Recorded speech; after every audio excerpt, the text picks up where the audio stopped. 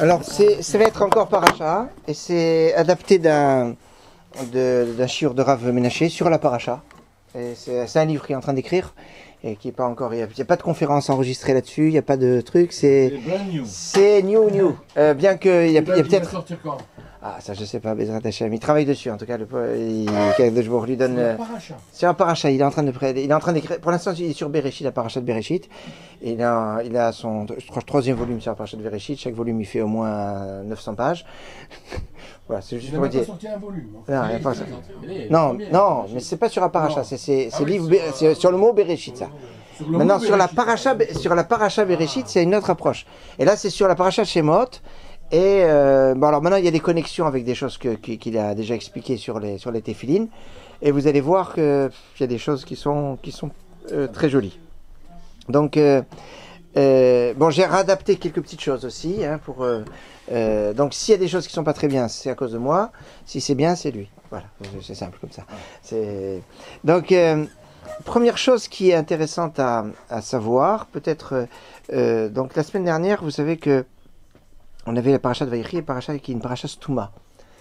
C'est quelque chose de connu. Il n'y a pas d'espace entre la fin de la paracha de Vaïgash et le début de la paracha de Vaïchi. Alors que entre toute paracha de la semaine, il y a toujours un espace.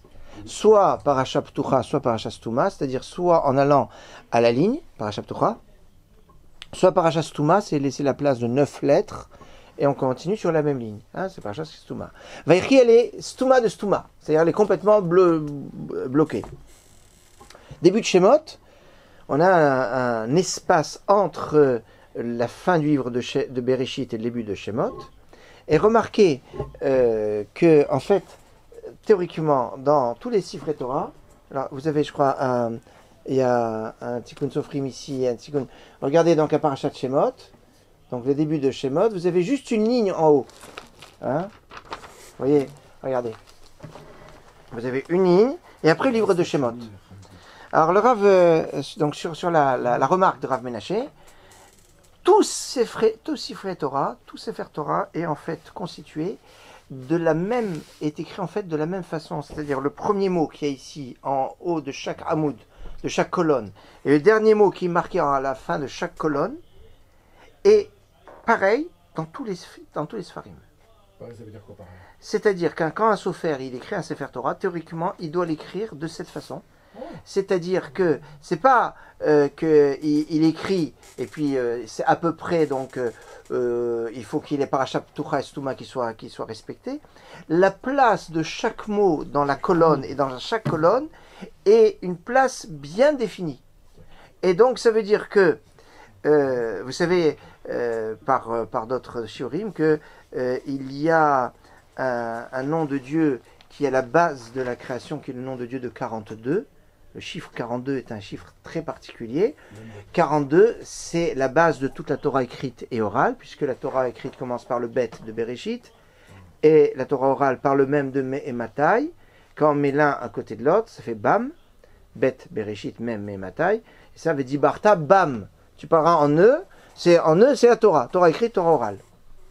Ce principe-là, vous le retrouvez au début de notre paracha, il y a marqué Ve'ele Shemot Ben Israël. Ve'ele, c'est Vav, Aleph, Lamed, He. Vav 6, Aleph 1, A et 6, ça fait 7. Lamed 30, ça fait 37.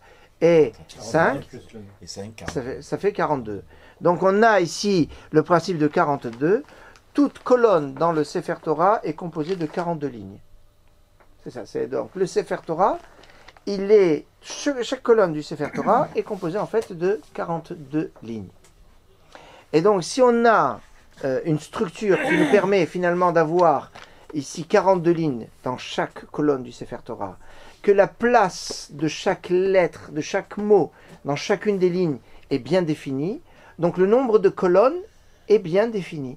Vous avez très exactement 245 colonnes dans tout Sefer Torah. Alors, la vérité, ça, j'ai trouvé que c'est ça. 245.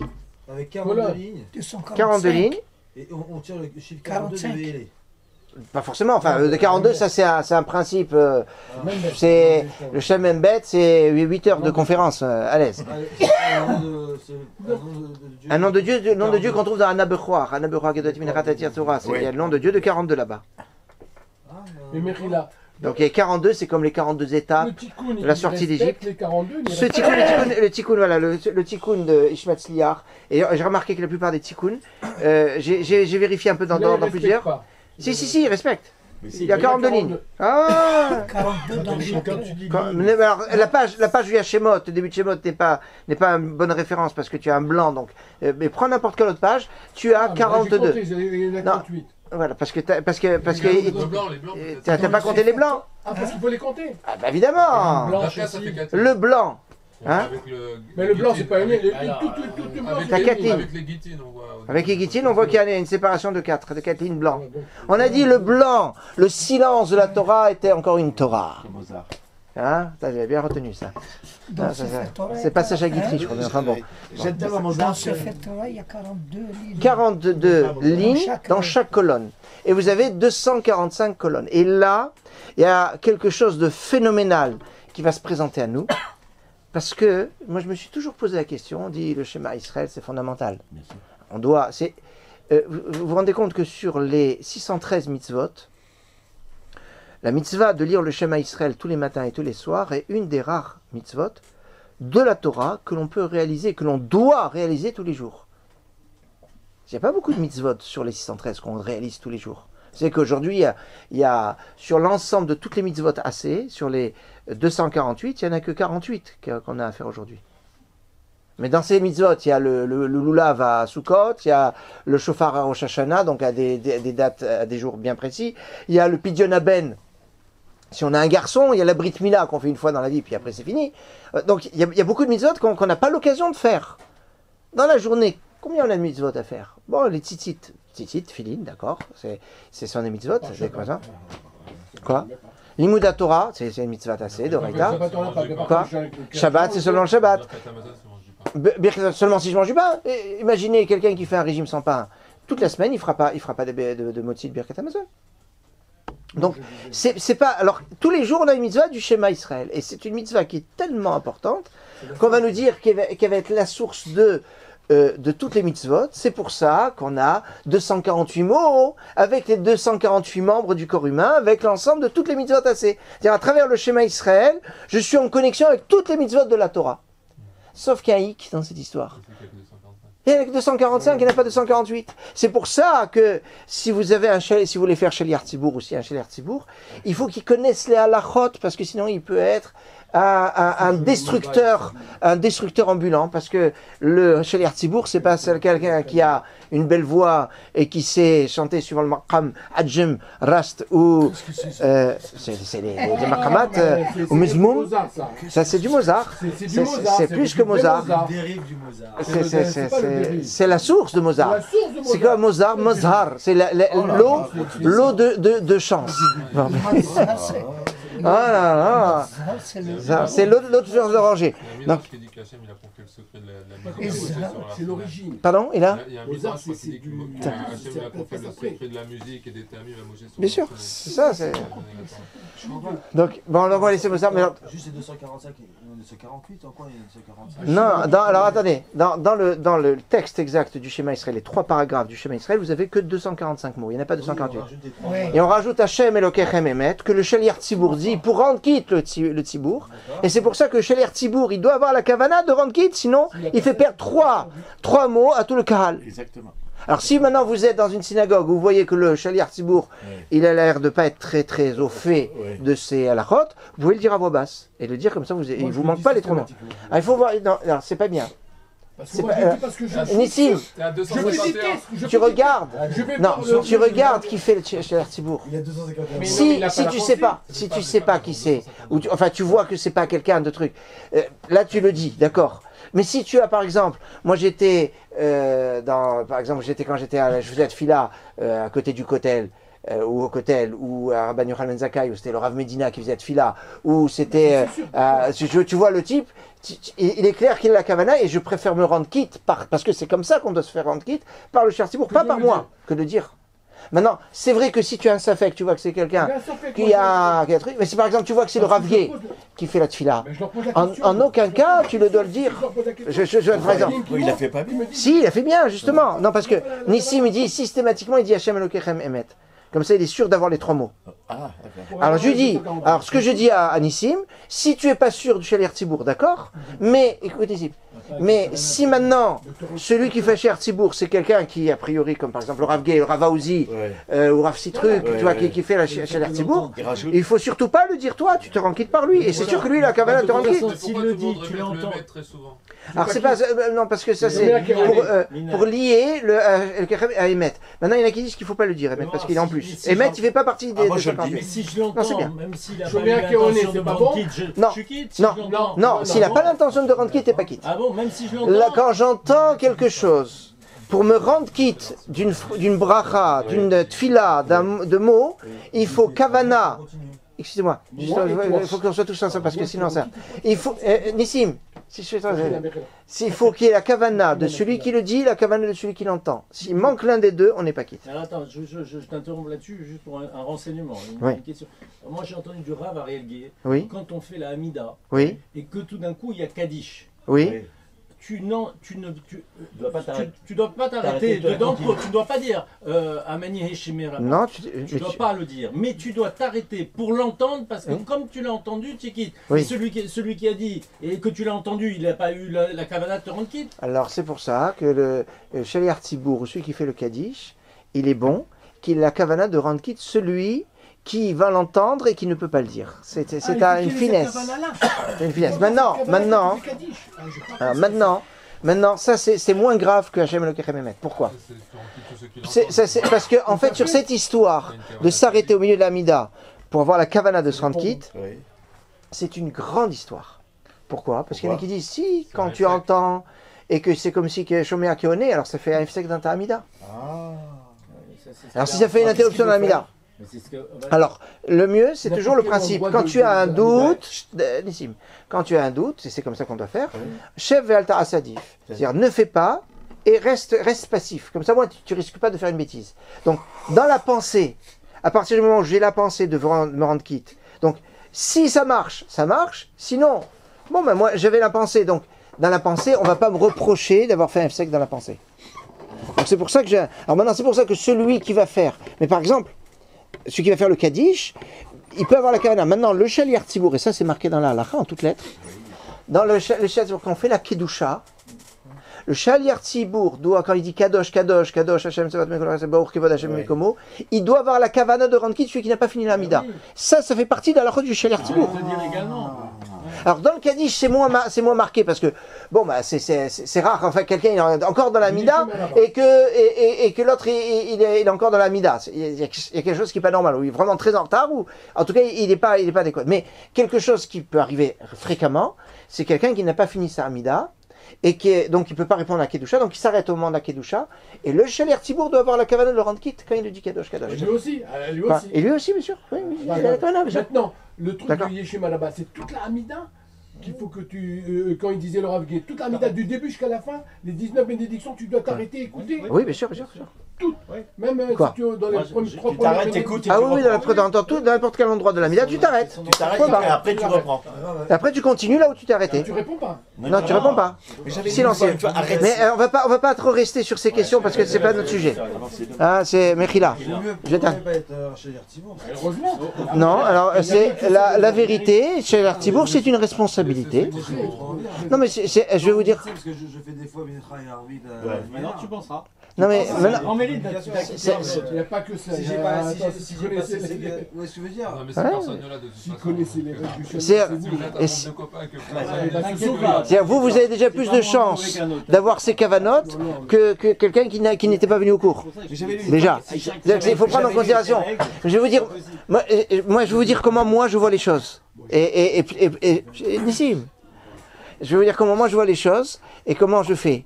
Quand je suis avec un tzibour où je vois à peu près, où une fois j'étais chez Rav Citruk, et puis alors Rav Citruk m'a dit comment c'est Ketoret, et puis alors à la fin de Ketoret, moi je me suis arrêté, je me suis dit s'il y a quelqu'un de faire chez Tzibour, et le Rav Citruk il dit s'il y a quelqu'un qui pense qu'il peut mieux faire que Rav Zerbib, Il n'y a personne qui a levé la main, il a dit bon, allez, vas-y.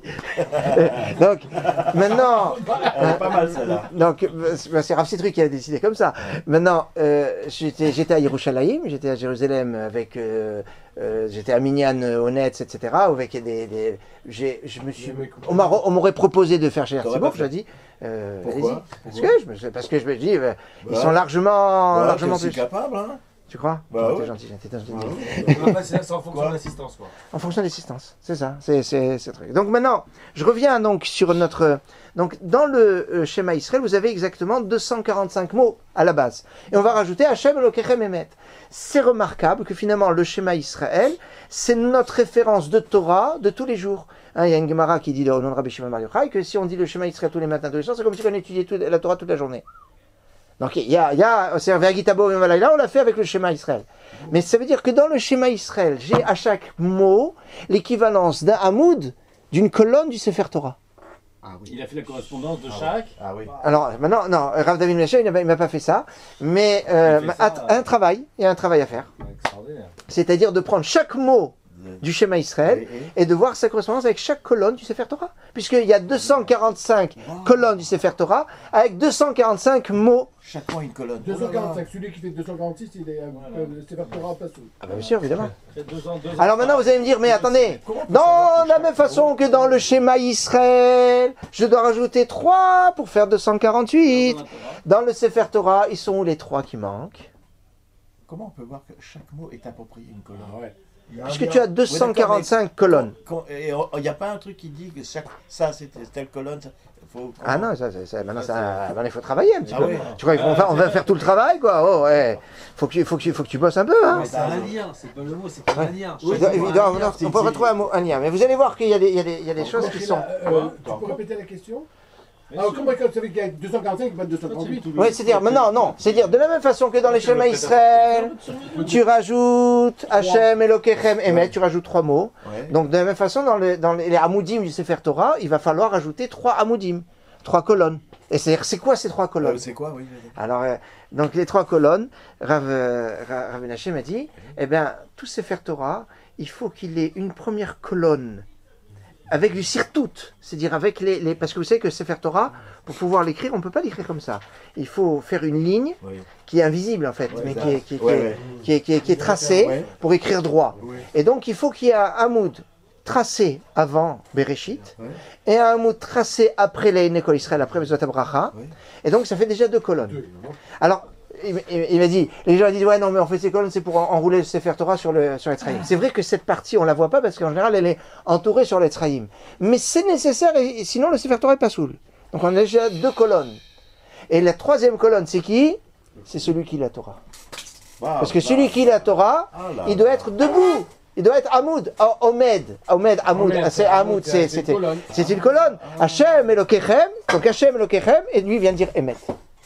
C'est beau ça. Et c'est pour ça qu'Hachem Elokechem c'est dans la Torah, et Emet c'est pas dans la Torah. Vous connaissez que il y a un enfant qui est devenu après un gadol, il a dit Moshe lo amar Emet. Comment vous avez dit la phrase? Moshe n'a pas dit Emet. En fait c'est quoi? Dans le 3e paragraphe du schéma, il y a marqué Hachem Elokechem. Il n'y a pas marqué Emet dans la Torah. Moshe il n'a pas dit le mot Emet, c'est toi qui dois le rajouter. Donc qui le rajoute c'est l'homme. Donc l'homme, c'est le troisième hamoud qu'il faut rajouter, c'est le Emet. Et c'est l'homme qui va faire la connexion entre tout le Emet de la Torah. Donc ça, donc il y a quelque chose, c'est quelque chose qui est phénoménal. Et donc il y a ici donc, vous voyez quelque chose de très fort, très puissant entre tout le Sefer Torah et le schéma qu'on dit tous les jours. Mais là, on va voir le côté fondamental de cette semaine. C'est quoi? Parce que vous savez très bien, tout celui qui lit le schéma sans téphilin, c'est comme si il faisait un faux témoignage. On doit lire le schéma avec téphilin, parce qu'il y a marqué dans le schéma Israël, tu vas les écrire, tu vas les attacher, en signe sur ton bras, elles seront joyaux entre tes yeux. Moi j'ai fait donc, Écoute, tu nous diras après ce que tu fais. Non, donc on doit, c'est très important je ne peux pas lire le schéma si je n'ai pas Tefillin sur moi. Alors vous allez me dire comment on fait Shabbat, comment on fait la nuit. Alors Shabbat et la nuit, ce sont des moments où on ne doit pas les mettre. Et on va voir comment le Shabbat, et on est exempt des Tefillin. On avait Nishmat Kol Chai, etc. Donc, et on va voir, et vous allez voir que c'est exactement la structure, mais c'est phénoménal. Maintenant, donc on a des moments où on n'a pas besoin, donc quand on n'a pas besoin, on n'a pas besoin. Maintenant, quand on a besoin, c'est fondamental d'avoir talit et Tefillin. D'après le Zohar, c'est même le talit qu'il faut avoir, mais enfin, fondamentalement, c'est surtout les Tefillin qu'il faut avoir sur soi. Et si je fais le schéma sans les Tefillin, eh bien, c'est comme si je faisais un faux témoignage. Celui qui l'a fait le matin pour arriver en retard pour la schéma. Mais pourquoi il arrive en retard? Voilà. Hein, je t'ai répondu. Donc, on ne doit pas être en retard. Oui, bon, alors il est en retard, que veux-tu? Alors, dans ce cas-là, s'il arrive en retard, eh ben, il met Tefillin, il fait le chemin avec Tefillin. Ça c'est important. Moi, je le dis des fois, non, à défaut. Alors, il y en a qui disent que si il me fait le schéma et que plus tard il va mettre Tefillin, alors c'est pas qu'il met Edut Sheker. On va dire que celui qui met Edut Sheker, c'est celui qui met pas du tout Tefillin. Ah, il fait le schéma, il fait pas. C'est quelqu'un qui en fait, qui dit la Torah et qui la réalise pas. Ça c'est très grave. Maintenant, à partir du moment où il va le mettre quand même, bon. Mais le Ben Ishraï te dit la chose suivante. Même le premier schéma des korbanot, quand les filles schéma Israël, il n'y a pas Ve'afta là-bas. Donc tu parles pas des Tefillin. Donc il y en a qui vont te dire, tu peux faire ce schéma sans les Tefillin. Et c'est comme ça que certains disent. Le Ben Ishraï te dit non. Le schéma, c'est avec Tefillin, ça n'existe pas autrement. Et c'est pour ça d'ailleurs que... quoi? Talit et Tefillin. Ouais, surtout Tefillin. Mais enfin, Talit, d'après le Zohar, c'est aussi Talit aussi. Non, va dormir, c'est pas dormir, c'est pas. C'est comme le schéma du soir. Donc maintenant, par exemple, dans cette période, là, on sent vraiment qu'on est dans la galoute actuellement en France. Puisque prier à honnête, etc., c'est difficile parce que c'est tard. Hein, c'est tard, donc c'est difficile parce que quand on travaille dans les synagogues, on travaille, etc. Donc on fait toujours on est en train de calculer pour mettre tel et Tefillin avant le Zman, après le Zman, vous savez, c'est ce qu'on appelle Tfilat Terah. Vous savez ce que c'est Tfilat Terah? Parce qu'on dit, non, écoute ici. Vous avez 3 personnes qui ont institué les Tefillot. La Tfilat de Shacharit, c'est Abraham. La Tfilat de Mincha, Yitzhak. La Tfilat d'Arvit, Yaakov.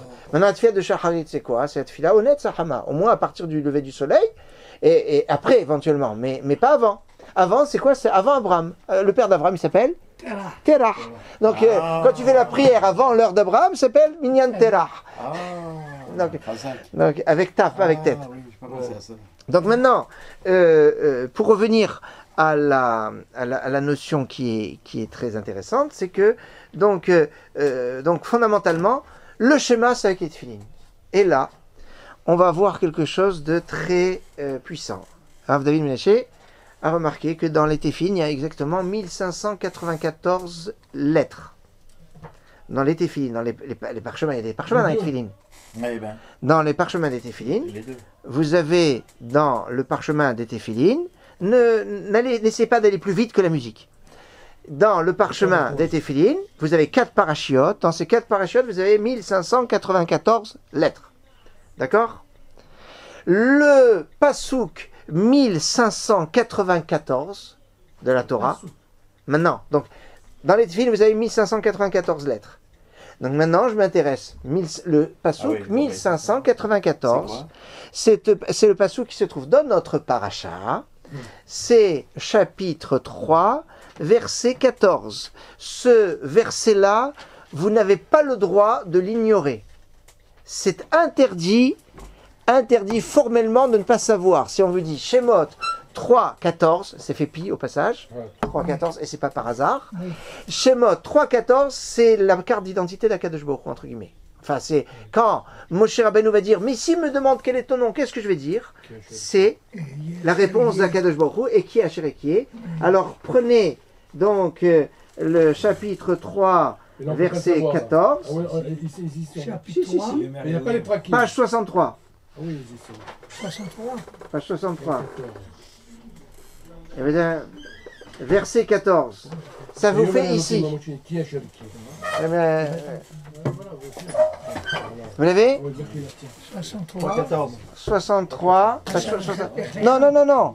Non, non, non, dans ces livres-là, pas 63. Vous, c'est chapitre 3, verset 14 de Shemot. Verset 14 de Shemot.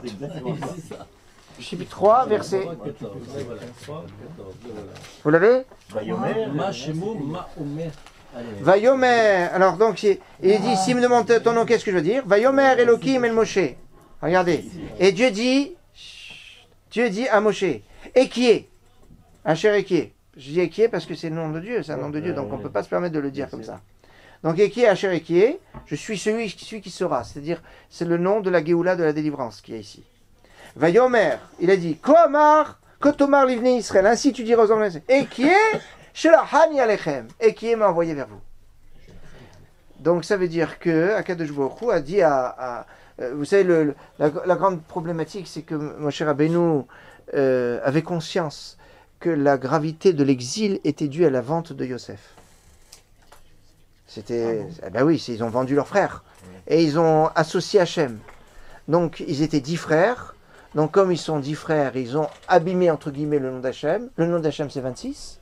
Comme c'est 26, donc ils doivent rester 260 ans en Égypte. Or, ça fait que 210.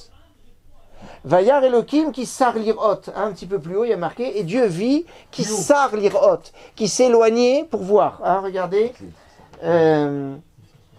c'est chapitre 3, toujours, verset 4. Vayar Hashem qui sar l'irot. Dieu vit qui s'éloignait pour voir. Sar, sa mère, Resh. Sar, 60, ça fait 260. Moshe Rabbeinu s'est dit, on ne peut pas avoir de Géoula maintenant, puisque ça fait que 210 ans. Ça fait pas 260 ans, donc il a dit, il faut que je m'en aille. Hachem dit, non, non, non, tu t'es trompé. C'est maintenant la Géoula. Alors Moshe dit, mais la Géoula, c'est pas possible.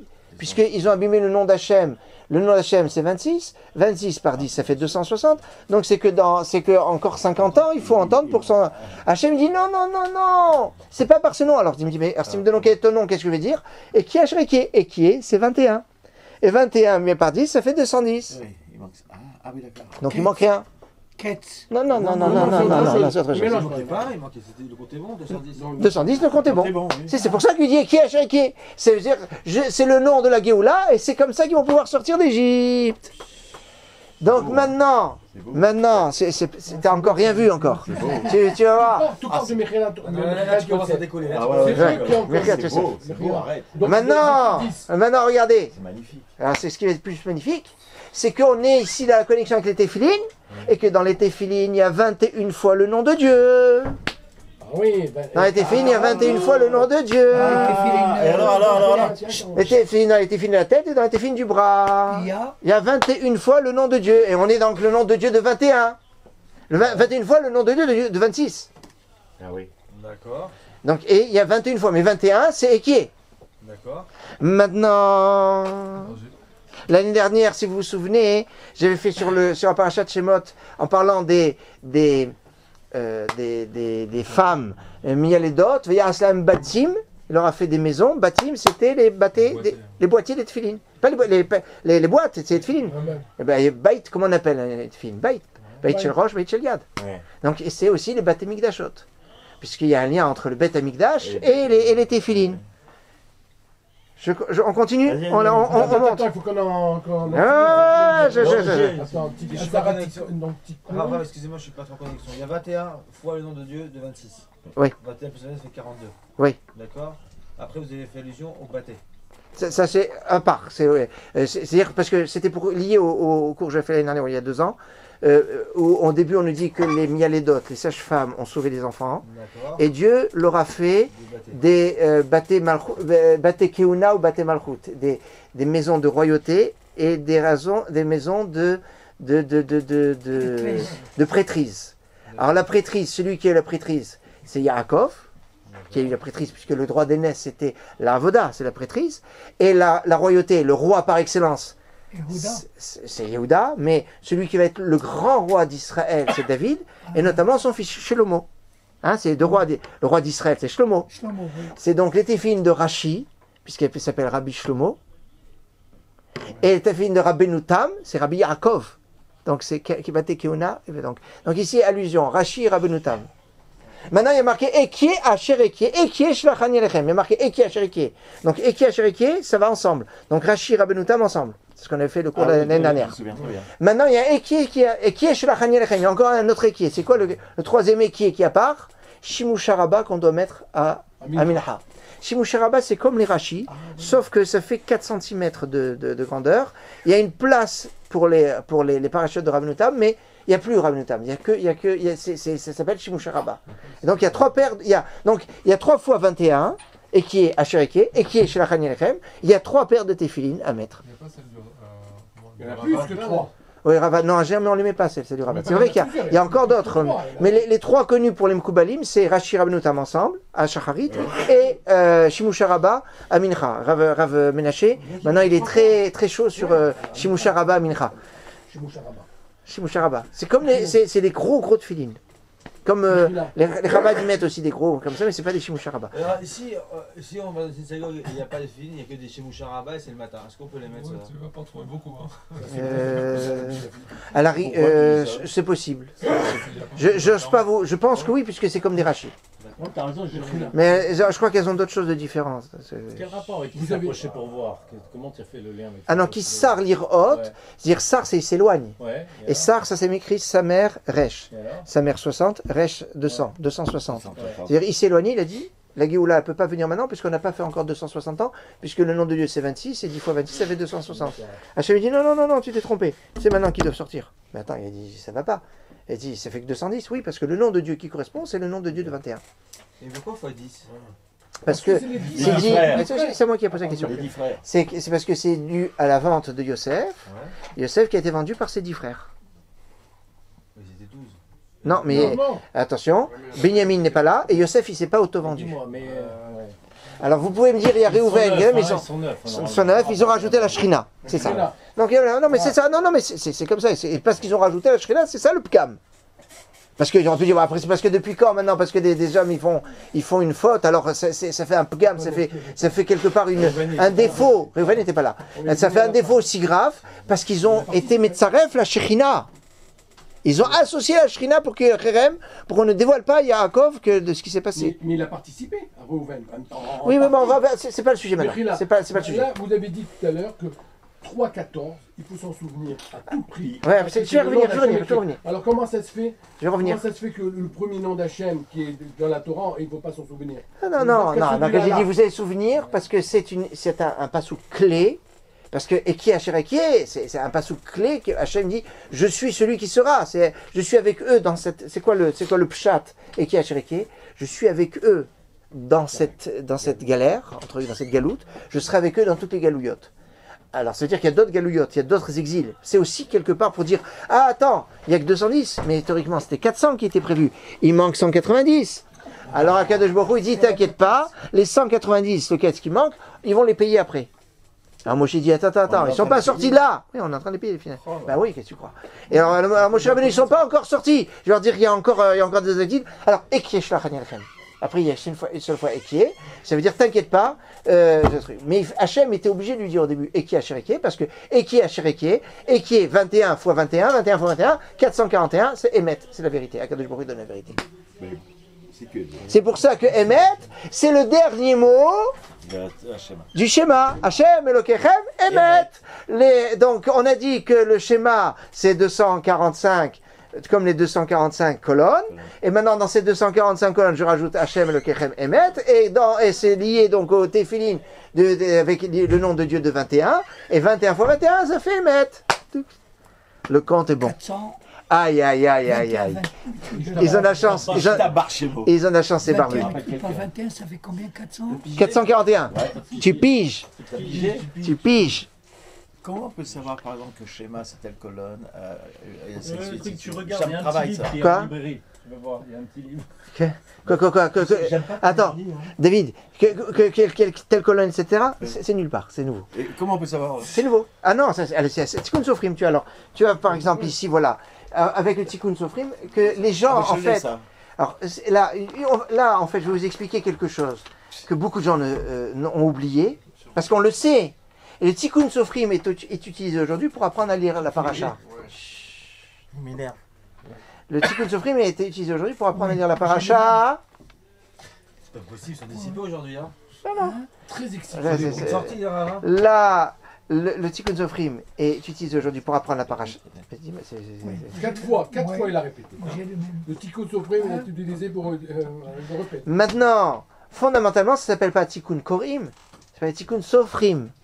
C'est d'être utilisé à la base pour les Sofrim, pour recopier la Torah. C'est-à-dire un Sofer n'a pas le droit d'écrire la Torah de tête. Il faut qu'il la recopie. Et donc, ça sert de référence au Sofer pour écrire comment il doit écrire la Torah. Et donc, comment il sait quel mot il doit mettre à cet endroit, parce qu'il regarde dans le Tikkun Sofrim, c'est Metaken et Sofrim, c'est-à-dire ça leur permet de les orienter pour savoir exactement. Maintenant, Rav David Menaché, donc il a vu cette colonne, et remarquez que cette colonne, c'est la 63e colonne, 3 fois 21. Et qui est Shlachan Yachem 3 fois 21. La 63e colonne du Sefer Torah, c'est là où il y a marqué Eki Asher Eki. C'est pas fini, parce que quand vous comptez les nombres de lignes depuis le début jusqu'à la 21e lettre, 21e colonne, la 21e colonne, c'est exactement... Ligne. Pardon, 21e ligne, pardon, oui, excusez-moi. Vayomer Elohim El Moshe Ekié. Le mot Ekié est marqué à la fin de la 21e ligne, en partant du haut. Mais comme il y a 42 lignes, ça veut dire quand tu pars du bas et tu remontes 21 lignes, eh bien tu vas voir Asher Ekié, Vayomer Kotomar Livnei Israël, Ekié Shlachan Yachem. Les deux autres Ekié sont sur la 21e ligne, en partant du bas. Aïe. C'est beau Ça ça. c'est hein? C'est magnifique. Ça c'est du Rav Menaché ça. C'est Ménaché ça. Ah, c'est Rav Menaché ça. Donc 21 à partir d'en bas c'est Eki Asher Eki. Non. Attends. Ah non. D'en bas, c'est Asher Ekié chez la Chani Lechem. D'en bas En partant d'en bas. Oui, bas. Asher Ekié, c'est marqué. Regarde le mot. Tu as le tikkun. Oui, alors au début de la ligne, il est marqué Asher Ekié, Vayomer Kotomar. Tu vois Asher Ekié. Tu vois Asher Ekié? Au début de la ligne. Au début, Asher. Voilà le mot au début de la ligne, il est marqué Asher. Quelle est la ligne qui commence avec Asher? Asher. Nissim. Pas de Aleph là. Prends de ce côté. T'es sur la bonne page au moins? T'es sur 63? Mais Eki Asher Eki, il est là, il est bien là. Quoi? Il m'a dit mais El Moshe Eki Asher Eki. Alors à moins que tu n'as pas El le mot. Moshe Avotechem, je cherche Aleph moi. C'est ça que tu me dis, ça commence ici. Attends, c'est bon. J'ai l'impression que le tien, il est voilà. Et qui a chéri qui tu vois, le tien, il n'est pas respecté. Celui-là, il est respecté plus. Ah donc il faut prendre les chevaux Siler. Les chevaux Siler. Alors, celui-là, il est moins. C'est un Tikkun Korim celui-là. C'est pas un Tikkun Sofrim, c'est un Tikkun Korim. Alors donc tu disais. C'est marqué le Tikkun Korim aussi. Là aussi. Enfin, théoriquement, c'est comme ça qu'il doit être écrit. Et dans le. Comment il doit être écrit? Donc il doit être écrit au début, tu vois, regardez, ici chez moi, c'est marqué comme ça. Asher Ekié, Vayomer. Asher Ekié. Vayomer Kotomar Israël Ekié. Regarde. Ouais, 21 à partir d'en bas. Alors qu'ici, 21 à partir d'en haut, c'est celui-là. Vayomer Elohim El Moshe Ekié. Oui, je vois. Donc il y a deux ici. Il y en a du haut, il y en a un, du bas, il y en a deux. Il y en a deux. C'est magnifique. Mais maintenant, c'est Eki Asher Eki chez la Chani Lechem. Regardez comme c'est phénoménal. Qu'est-ce qu'il y a marqué au début de la ligne? En haut de la colonne, Vayomer Moshe, Moshe Vayomer. Eki Asher Eki. Ah oui. Vayomer Moshe, Moshe Vayomer. C'est pour ça qu'il est marqué le fort. Le pshat, c'est pas ça, c'est Vayomer Moshe, Vayomer Ineni. Hein, ça, c'est le... Mais ce qui est écrit, c'est Vayomer Moshe, Moshe Vayomer. La dernière dit Moshe Vayomer. Les derniers mots de la colonne. Ouais, j'ai vu. Non, celui-là, il n'est pas bon. C'est génial. Le tien, il doit être bon. Regarde à la fin, Vayomer Moshe. Moshe Vayomer. Là-haut, tu as Vayomer Moshe. Moshe Vayomer. Vayomer Moshe, Moshe Vayomer. Moshe Vayomer. Alors c'est Eki Asher Eki, Eki Shachanita. 3 fois Eki. Donc avec une sorte de symétrie. Ça fait 63. Donc, attends, il est deux fois. Il est deux fois. Vayomer Moshe. Non, Vayomer Moshe, Moshe Vayomer. Eki Asher. Vayomer Moshe, Moshe Vayomer. Et en bas, Vayomer Moshe. Et en bas, non, Moshe Vayomer. Enfin, le véritable, le passouk, c'est Vayan Moshe, Vayomer. Mais ici, concrètement, on peut le couper comme on veut. Donc c'est Moshe Vayomer. Donc Vayomer Moshe, Moshe Vayomer, Moshe Vayomer. Alors maintenant. Juste au passage. En haut, il suit, en bas, il suit pas. C'est bon? Parce que comment ça se fait? Alors attends, après je vais t'expliquer le Moshe Vayomer. Doucement, doucement. Juste ce que je voudrais vous faire remarquer à ce niveau de notre approche, c'est qu'ici on a la 63e colonne, qui sont donc 3 fois 21. 3 fois 21. Ça fait 63. Ah, vous êtes très fort. Je n'attendais pas la fameuse. Le Sofer, il ne peut pas suivre ce livre-là. A priori, non. A priori, non. Bon. Non, mais vous savez que dans les Sifrei Torah, Rav Menashe, il a vu des trucs. Alors, j'ai essayé de lui demander. Ça veut dire qu'après, il reste 182 colonnes, Yaakov. Pardon? Après, il reste 182 colonnes, Yaakov. Oh, quoi, à partir de là? Bah, 63 et 182, ça fait 245. Ah, Hazak. 190 d'ici, on a pris Yaakov. Il a fait. Pourtant, voilà. On est dans le Moshe. Alors après, je vais te dire. Le schéma Israël, c'est Yaakov. Ouais, c'est Yaakov qui est. Hazak, Raphaël. Ça m'étonne pas de toi. Ça fuse avec tous ces chiffres là, ça fuse. C'est beau. Alors maintenant, regardez. On a dit c'est 63. Mais regardez, c'est 63. Et ça correspond à, en fait, 3 entités. 3 fois 21. D'accord? Et une personne, dans le cas, enfin, une sorte de personne dans le cas d'Israël, qui ne met pas de film, qui ne doit pas mettre de film. Qui? La femme. Ah oui, c'est vrai, oui, c'est évident. Les femmes n'aimaient pas les tefilines. C'est évident. Mais la femme, elle a 3 mitzvot. Nida, Halad, la Kataner. Les fameuses 3 mitzvot qui sont les bases de la femme. La femme, c'est quoi? C'est Hala, Nida, et Had la Kataner. Ça fait Hana. Het, 8, Nun, 50, He. 5, 63. 3 fois 21. La femme, dans ses mitzvot, elle a les tefilines. Voilà pourquoi la femme n'a pas besoin de tefilines, elle l'a. Oh là là, elle est belle. Attends, elle est belle. Hala, Nida, Had la Kataner. Ces 3 mitzvot, c'est la particularité de la femme. C'est Hana, Hala, Nida, Had la Kataner. Had la Kataner, l'allumage des lumières de Shabbat. Donc Hala, le prélèvement de la Hala sur la pâte. Nida, les lois de la pureté familiale. Had la Kataner, l'allumage des lumières de Shabbat, c'est les 3 mitzvot caractéristiques de la femme. La femme, elle a aussi d'autres mitzvot, mais ça, ce sont ces 3 mitzvot à elle, comme on le voit dans la Masechet Shabbat, où on le note. Donc, Chet, 8, Nun, 50, He, 5, 63, 3 fois 21, c'est la colonne de 63. Ça ne pouvait pas être autrement. C'est la colonne. Dans les défilines, il y a 3 fois 21. 2 fois ici et une fois... Non, il y a une fois 21 dans chaque tefilin. Maintenant, on a dit qu'il y a 3 sortes de tefilin. Il y a Rashi, Rabbeinu Tam et Shimush Rabbah. C'est ça l'histoire. D'accord? 3 fois 21. Donc en fait, en tout, ça va nous faire 3 fois 21, donc 63. Pour les 3 fois 42. Non, mais tefilin du bras et de la tête, ça va ensemble, quoi. C'est quelque chose, c'est indissociable. Donc c'est 21, c'est le principe de 21. Bon, merci. J'ai pas une question. J'ai vu que vous enregistrez vos cours, vous les diffusez ensuite dans un site? En général, ils sont sur le site de Centralef. Centralef.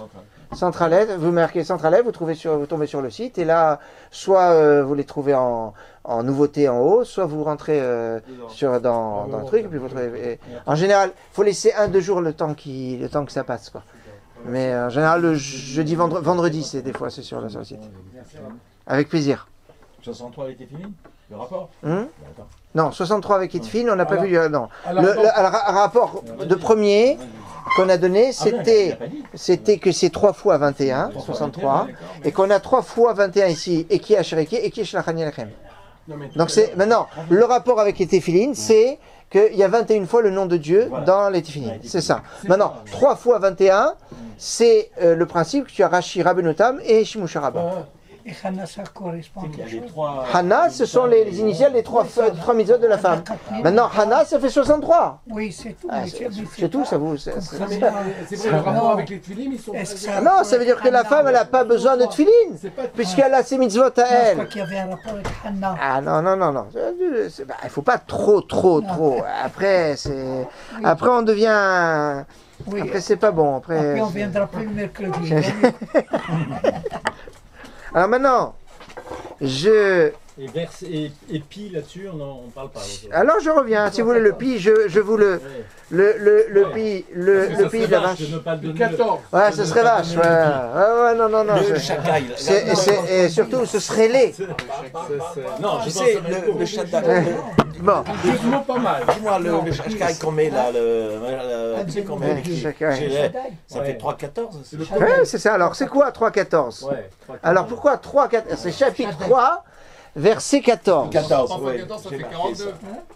3 fois 14, ça fait 42. Voilà. Il est trop fort. Voilà. Alors maintenant, remarquez que... Très bonne. Mais celle-là, elle est excellente. Maintenant, 14 et 42. Maintenant, donc, chapitre 3, verset 14. Remarquez qu'à propos de pi, c'est 3,14. 3,416. Or, dans les téphilines, qu'est-ce que vous avez ? Vous avez un grand shin qui est sur le baït, qui se voit. Hein, le shin et téphilines, il se voit. D'accord ? Maintenant, il y a d'autres lettres qui se voient moins. Il y a le dalet derrière, hein, et puis il y a le yud sur le bras. Ça fait shin dalet yud. Mais ça fait donc 3 qui se voient le 3 et les 14 ils se voient moins. Ah oui. D'accord ? Oui. Maintenant, juste Rav Menaché, mais je fais remarquer que ce fondement de 3,14, tu le retrouves dans un passage fondamental du clan d'Israël, qui sont la Seret Adibrot, le décalogue. Dans le décalogue, qu'on appelle communément les 10 commandements. C'est une erreur grossière d'appeler les 10 commandements. C'est plus juste de dire les 10 paroles. Parce qu'il y a 10 paroles, mais il n'y a pas 10 commandements. Parce que commandement, si je traduis par commandement... Comment 9 ? Si je traduis commandement par mitzvot, je n'ai pas 10 mitzvot dans les 10 commandements, mais j'ai 17 mitzvot dans la Seret Adibrot, dans le décalogue. Et comment c'est ? J'ai 3 commandements positifs et 14 interdits. 3, 14 dans la Seret Adibrot. Et remarquez que vous avez 3 positifs, donc c'est un chiffre entier, c'est 3. Et 14 interdits, donc dans du négatif, c'est du décimal, 14. C'est du 0, virgule. Les 3, comment tu les dis ? C'est magnifique. Les 3 commandements positifs, Zachor et Yom HaShabbat et Kadesho, souviens-toi du jour de Shabbat, Anochi Hashem Elokecha, je suis éternel ton Dieu, Kabed et Avira Vetimera. Qu'est-ce que tu veux plus ? C'est joli, 3 et 14. Alors ? C'est magnifique. Hein ? Ça, c'est les anachins, c'est barbu. Ça, c'est positif. Après tous les interdits, tu n'as qu'à prendre le Sefer HaMitzvot et le Sefer HaChinour, il te donne les 14 autres. Où t'as pioché ça ? C'est Rav Menaché, ça. Non mais, vérification dans le Sefer HaChinour, j'ai vu. Parce que je lui ai dit, je suis parti vérifier, parce qu'on était ensemble, on était tous les deux tout seuls. Donc je lui ai dit, je vais vérifier. J'ai regardé le Sefer HaChinour et il nous dit, Parashat Yitro, tu as 3 commandements positifs et 14 interdits. Et ils sont tous dans la Seret Adibrot. Qu'est-ce qu'il est balèze, il est fort. Ah, c'est... Alors maintenant... Shin Dalet Yud, c'est le premier nom d'Hachem dans la Torah ? Non, c'est Lokim. Il faut pas aller plus loin et pas faire plus que ce que la musique a te dit. Maintenant...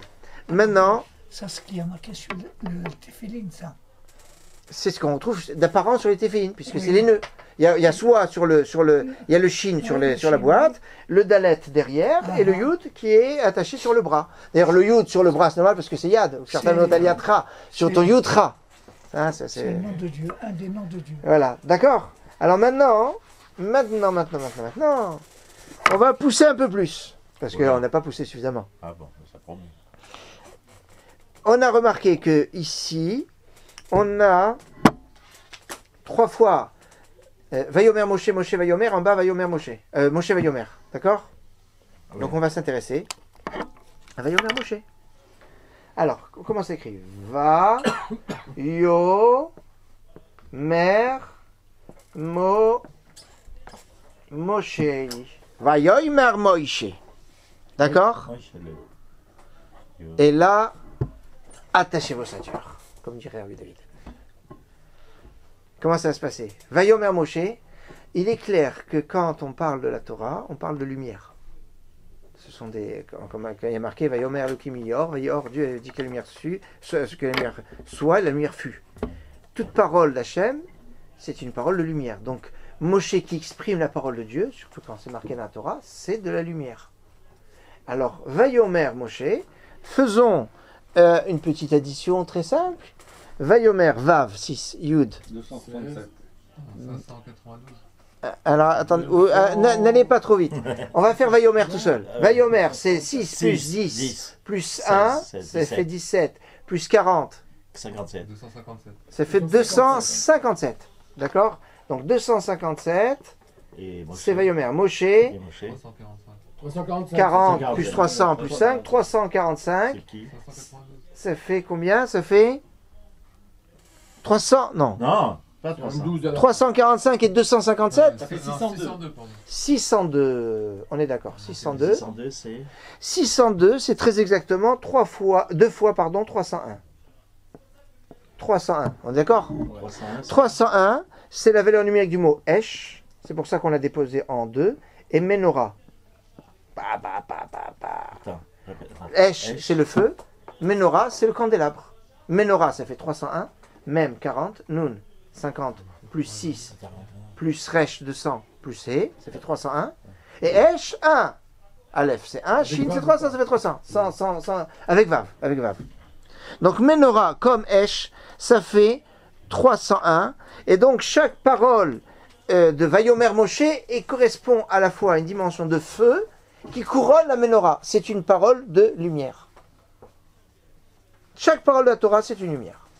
Et ça, c'est manifeste. Mais maintenant, on ne doit pas s'arrêter là.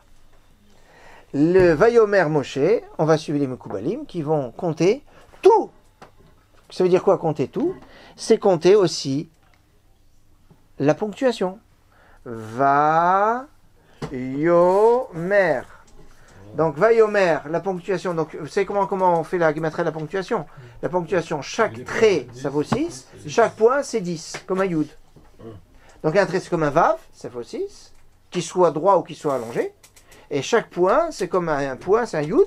Donc, c'est 10. Donc, Vayomer, la gematria de la ponctuation de Vayomer, c'est, il y a ici c'est 30, puisque sous le même vous avez un ségol. 30 plus 40, plus 6, ça fait 46. C'est Vayomer. Et Moshe, ça fait 40. On est d'accord? Donc 40 et 46, ça fait combien? 86. Ça nous fait... pardon, excusez-moi.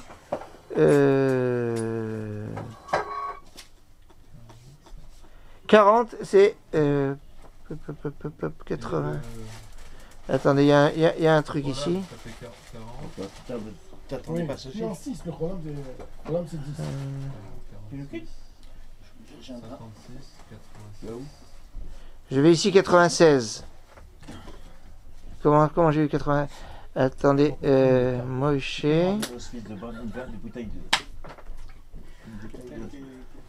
Pourquoi correspondent 300 et 602? 602, c'est la valeur numérique de Vayomer Moshe, au niveau des consonnes. Et 602, on l'a décomposé en deux parties de 301, qui est soit Esh d'un côté, Menorah de l'autre. Le Dagesh, il compte Vayomer? Non. Non, a priori, non. À la semaine prochaine. Théoriquement, j'aurais dû avoir 80.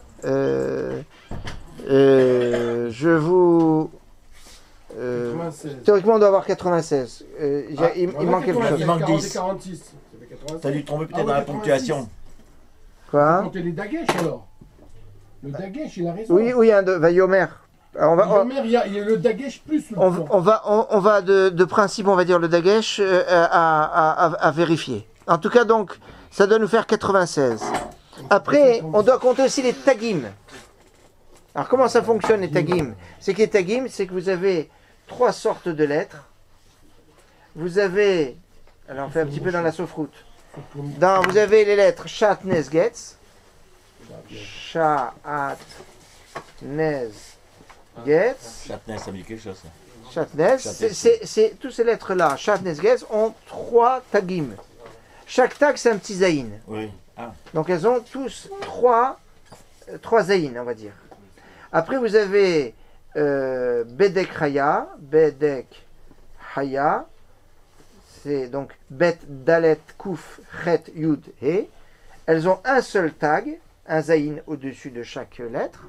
Et vous avez Melechet Sofer, c'est facile pour se rappeler. Le travail du Sofer, il n'a aucune couronne. Melechet Sofer, il y a 0 tag. Il n'y a aucun tag sur Melechet Sofer. Parce que le travail du Sofer, le Sofer, il est toujours pauvre, il n'a pas de richesse. D'accord? Melechet Sofer, il n'y a rien. Il n'y a aucun tag. Donc maintenant que je vous ai expliqué, donc on a ces 3 familles de lettres.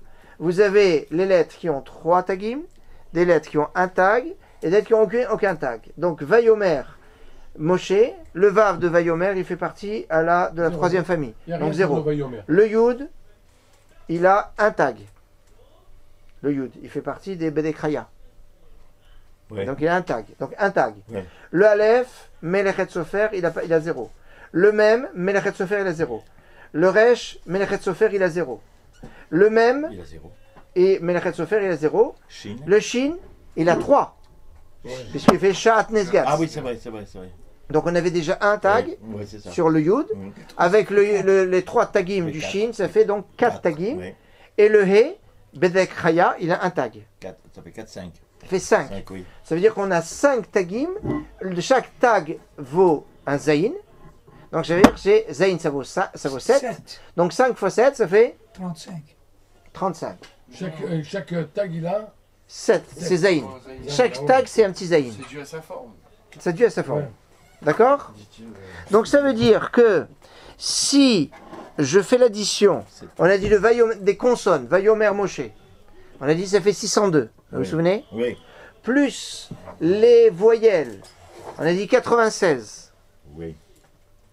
Comment on était arrivé à 96? Il me manquait 10. Hein, mais, on avait dit 56, on avait compté le Dagesh. 96. On va compter le Dagesh. C'est possible qu'il y ait le Dagesh, en effet. Enfin, les Tagim, c'est donc 7 Zayin. Donc 7 Tagim, il y en a 3 sur le Shin, 1 sur le Yud et 1 sur le He.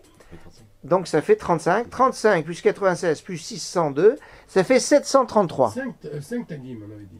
Oui, 5 Tagim. 5 Tagim de 7. 733. D'accord? Oui. 733, c'est... Tenez-vous bien. Quoi? Je vais me sortir. J'ai peur. T'as peur? Non, c'est 602 plus 96 plus... Qu'est-ce que vous avez dit? Quoi? J'ai dit, il y a 3 familles de lettres. Non, les 3 familles, c'est bon. Non, il y a les ta'amim. Non, pas ta'amim. Non, j'ai pas compté ta'amim. J'ai donné tagim. Il y a les consonnes, ouais, les voyelles et les tagim. Voilà qu'on a. Voilà. Les ta'amim, je n'ai pas touché. C'est quoi 733 là? Alors 733, c'est l'addition des consonnes, des voyelles et des tagim. Et c'est quoi en fait? Alors 733, c'est très exactement la valeur numérique en écriture pleine, de Mem plus Nun plus Vav, comme on est dans le monde très haut, donc c'est Vav avec un Yud au milieu, Resh, et He à la fin, donc comme on est avec les Yud, donc c'est He Yud. Donc même Nun, Vav, Resh, He, en Milouï, c'est Menorah. On a dit que la parole de Moshe, c'est une parole de lumière.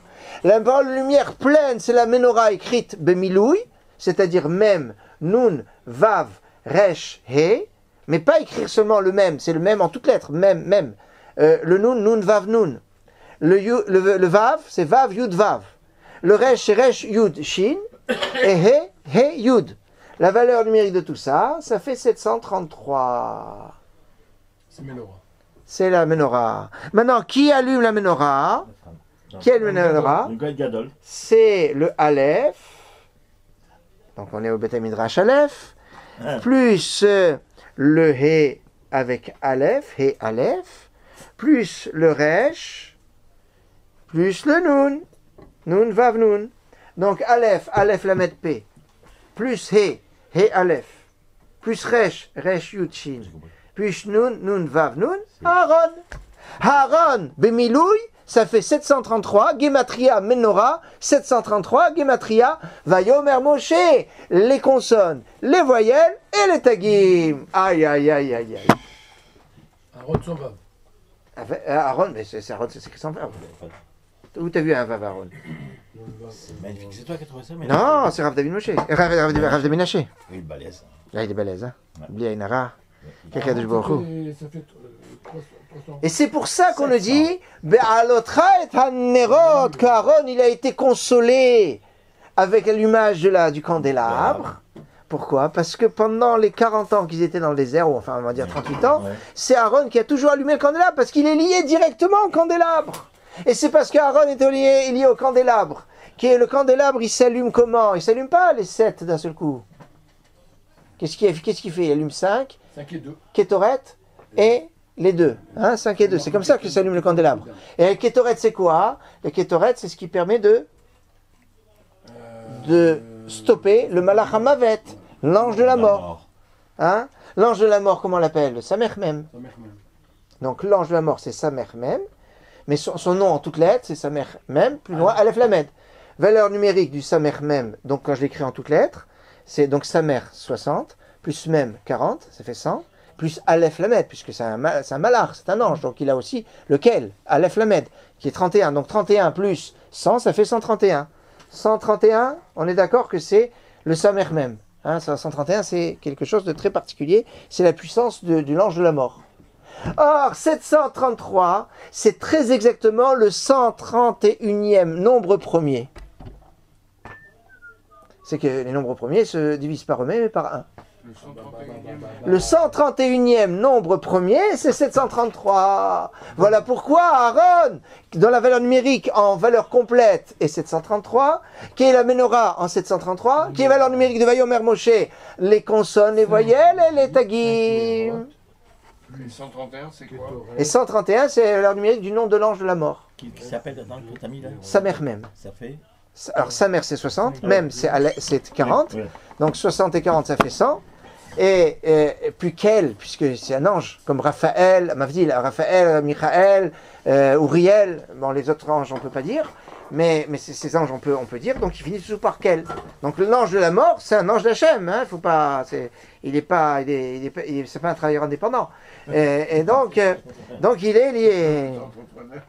Donc c'est comme ça qu'on a 733 qui est le 131e nombre premier. C'est influence aujourd'hui Rav Menaché, évidemment. T'es encore chaud de là-bas, hein? Ah, je suis chaud. Et il y a des risques qu'il y ait quelques semaines comme ça. Ah bon? 131e nombre premier. Avec les nombres premiers, il y a... Il y a mille choses à faire. C'est des olamot, hein. C'est beau, hein? C'est bon? Mais c'est la première fois que je vois apparaître les nombres premiers. Ah, mais... Je remarque que c'est la première fois, ça apparaît quand même sous un visage plus agréable. Pas très agréable. Non, enfin là, je connais. Oui, non, mais je reviendrai sur les nombres premiers, c'est des olamot. Vous imaginez pas à quel point c'est puissant comme message. Alors maintenant, je vais revenir après sur les nombres premiers. Alors comme on est quand même au début du livre de Shemot, là, je sors un petit peu du chiour du Rav Menaché pour revenir après avec plus de force, mais pour pouvoir bien savourer la puissance de son cours.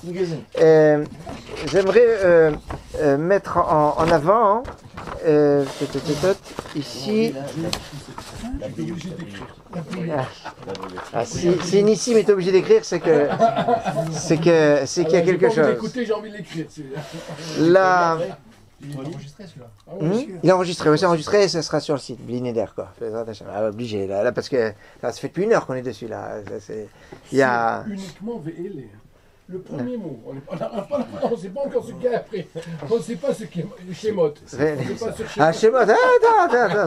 On est sur VL. Alors de là, je me suis dit, il faut que je vous donne une. Maintenant, puisque comme Nissim il a dit, on a fait juste le premier mot. Je vais maintenant vous faire un cours sur tout le livre de Shemot. Alors, tout le livre de Shemot est appelé le Sefer de Géoula, le livre de la délivrance. Grosso modo, le livre de Shemot est composé en 3 parties. Première partie, sortie d'Égypte. Avec l'exil, etc., la sortie d'Égypte. Ce sont 4 parachiotes. C'est comme ça la structure. Il y a 4 parachiotes, sortie d'Égypte. 2 premières parachiotes. Shemot, Vaïra, c'est l'état des lieux dans l'exil, la préparation à la sortie et les 7 premières plaies. D'accord? C'est parachat Vaïra. Les 2 d'après, c'est Bo, Béchalar, c'est la sortie d'Égypte concrète. Je vais revenir après sur ce découpage. Après, on a 2 parachiotes centrales qui sont Yitro et Mishpatim, réception de la Torah. C'est vraiment 2 parachiotes, c'est la réception de la Torah. C'est pas que Yitro. Mishpatim, la moitié de Mishpatim, c'est la réception de la Torah. C'est remarqué parce que la moitié de Yitro, ça parle aussi des Mishpatim, c'est-à-dire des jugements. Je vais revenir après là-dessus. Là, on a fini Shovavim. Et là, on a fini Shovavim. Et après, on a 5 parachiotes. Donc, il y a 4, 2, 5. Les 5 dernières parachiotes, c'est en fait l'ordre de la construction du Mishkan sur les 2 premières, le Vodor au milieu, la réalisation de la construction du Mishkan sur les 2 dernières. Donc voilà un petit peu la structure. Vous avez comme ça une vue d'ensemble sur tout le livre de Shemot. Comment ça se finit? Il en reste combien? 5? Il reste 5. Après Mishpatim, tu as Teruma, Tetzavé. C'est l'ordre de la construction du Mishkan. Et quelque part l'ordre de comment va se dérouler l'inauguration du Mishkan. En tout cas, tout ce qui va se préparer jusqu'au 8e jour. Milieu Kitissa, c'est le Vodor. Et après, Vayakel Pekoudé, c'est la réalisation de la construction. Les comptes d'abord. Pekoudé, c'est les... Vayakel, c'est surtout les... Et Pekoudé, c'est les comptes. Et voilà comment ils ont construit le Mishkan. Voilà, vous avez toute la structure. Maintenant, la paracha Shemot, comme paracha de la semaine, est la 13e paracha de la Torah. Ça, on ne peut pas passer à côté de ça. C'est la 13e paracha de la Torah, et elle est organisée en 7 paragraphes, en 7 parachiotes. Quoi? Ah non. Quand je dis 7 parachiotes, c'est pas 7 montées, c'est 7 paragraphes où il y a des blancs. Donc il peut arriver, par exemple, on a eu la paracha de Miketz ou la paracha de Vayetse, c'était une seule paracha. D'accord? La sidra de Shemot. La sidra de Shemot est composée de 7 parachiotes, si vous voulez.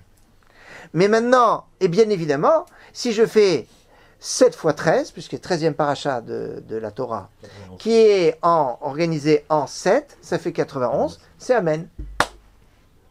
C'est la Emouna. C'est le nom de Dieu 26, tel qu'il s'écrit, plus le nom de Dieu Adnout 65, tel qu'on le prononce. Yudke Vavke. Alors, comme des fois je vous fais une référence sur le nombre de versets, là j'aimerais quand même vous montrer le livre. Vous savez que la paracha de Shemot inaugure une période notamment de 6 semaines qui s'appelle les Shovavim.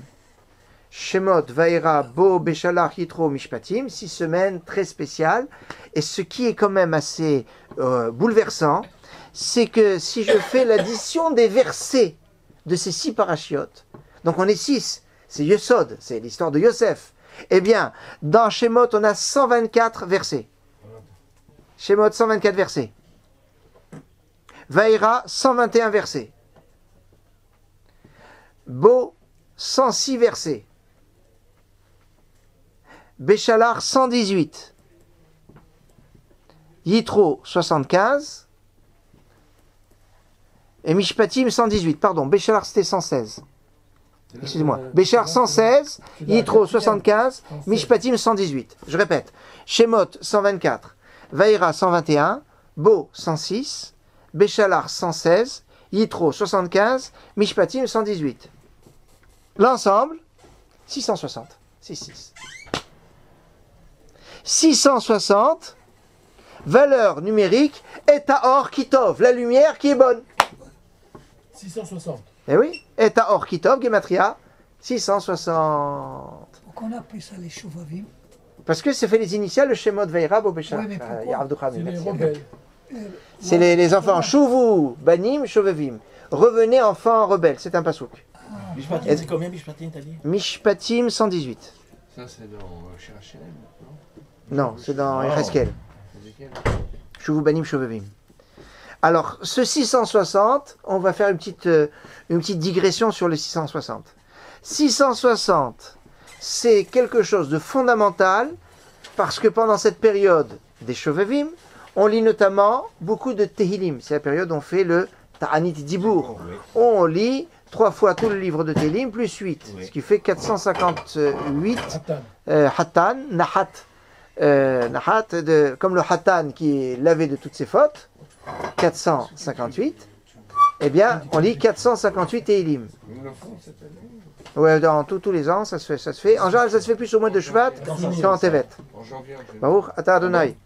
Eloheinu melech haolam shehakol nihya bidvaro. Amen. C'est offert par le père d'Amachim. Ah, merci. Alors, regardez. 660, qui est donc l'ensemble des versets qui sont lus pendant ces 6 parachiotes, donc 660, valeur numérique de ce qui est marqué dans le Bereshit, chapitre 1, verset 4, et Tahor Kitov, la lumière qui est bonne. Maintenant, 660 versets. 660 versets, exactement. On a dit 124 plus 121 plus 106 plus 116 plus 75 plus 118.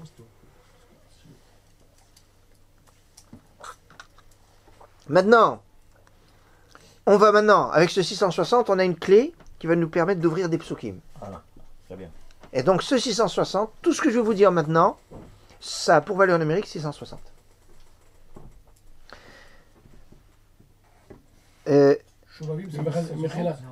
Quel rapport avec Ta'anit là? Non. Ça c'était au passage.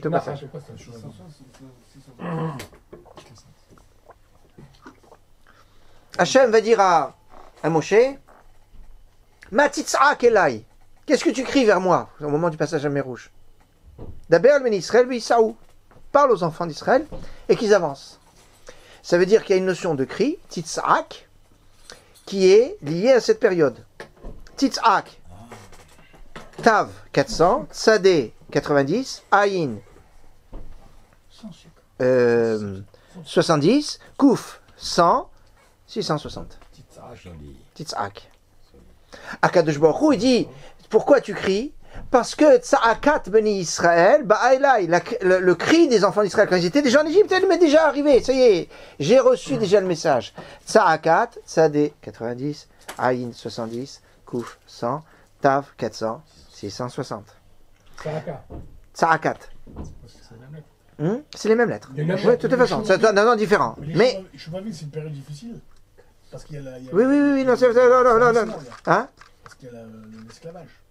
Il y a la Géoula, il y a la délivrance, et on doit savoir se délivrer de notre exil personnel, qui est lié à la Toum'a.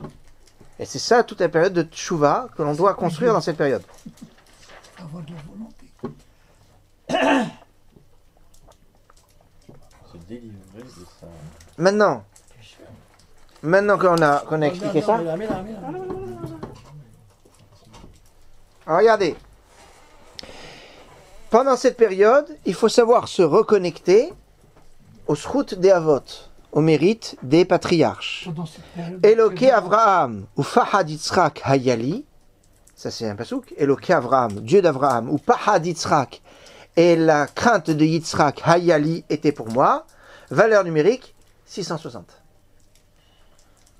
Maintenant, ce n'est pas seulement une référence aux patriarches, parce que c'est une référence à l'histoire, c'est une référence donc au patriarche, mais qui doit nous amener vers le rassemblement et l'unité du clan Israël. C'est pour ça que dans Bereshit chapitre 37 verset 16 il y a marqué Ahai Anochi Mevakesh Agidanali. Mes frères, je cherche, c'est Yosef qui a dit à cet homme qu'il a rencontré dans la rue, mes frères, je les cherche, dites-moi Ahai Anochi Mevakesh Agidanali 660. C'est pour ça que quand on va arriver à cette Ardout du clan Israël, le moment de la Ardout, c'est notamment le soir du Seder. C'est pour ça qu'on se mange le Korban Pessah Bechaboura, c'est-à-dire dans une équipe. On ne doit pas sortir. On va manger le Korban Pessah du Pascal grillé, parce qu'il va être saisi. Donc c'est toute la notion d'unité.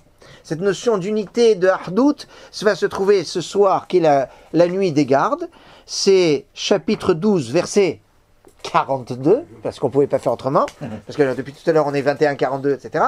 Donc chapitre 12, verset 42, l'El Shimurim, la nuit des gardes,